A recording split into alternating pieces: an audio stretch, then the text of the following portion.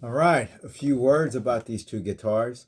One will never replace the other. There is no way possible that a Strandberg is going to replace my 1939 Gibson L7. That's just not going to happen, not in this lifetime. But I thought I would do this video just to, I don't know, to show some of the tonal differences, more so than the similarities.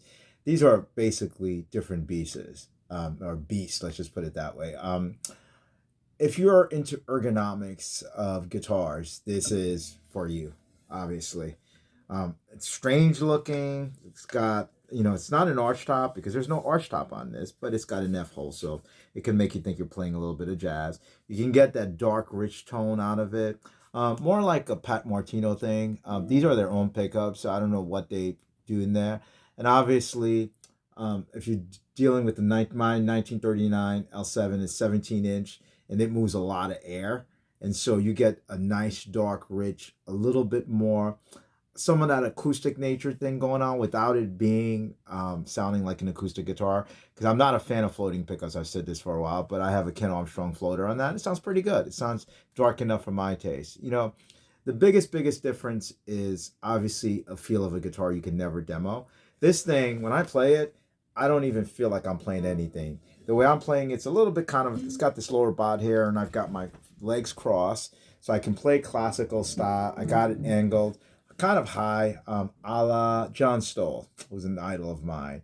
So he plays like that, not quite like, I think his name is Barry Galbraith. He's a classical guitarist, and he plays like a cello when he plays his classical guitar. But anyway, though, the ergonomics of this thing is what makes it a phenomenal guitar. It's got these fan for frets, and if I look at them, I get dizzy. But it took a while getting used to, and it also has at the back of the neck the way it's done. This didn't really take me a long time to get used to. I think if you're used to V-necks, it's not a V-neck. It's kind of that a feel of something that you're not used to in a traditional guitar. But once you get used to a V-neck, if that's what you like, you end up liking it. And I forget totally that this has this endure neck. I don't know what they call this setup like that, but it basically keeps your thumb in a pretty good position, so you've got better technique as a result of that. So that's one of the things about this. This forces you to get good technique. It helps you with your technique. I can see why a lot of metal players and real jazz players, much better than I am, are really into these guitars, because a lot of really good metal players are precision players, and they kind of come from a classical school from that perspective. So it's about intonation for them, which supposedly these fan frets have, and it's about ergonomics because they're playing for long periods of time and playing really fast lines. I tend to play or try to play a little bit more melodically than that. So yeah, so there you have it, though, the old and the new. Let's just put it that way.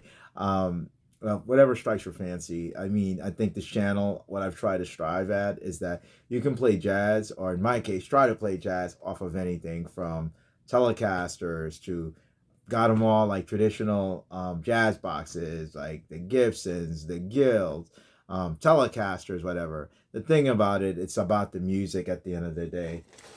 This is what it's about. Play the music on any instrument that you'll have, and you'll get better. Some beautiful differences and some great contemporary instruments being built. All right, then. Thank you again for watching. No matter what you have, play, practice, and practice some more.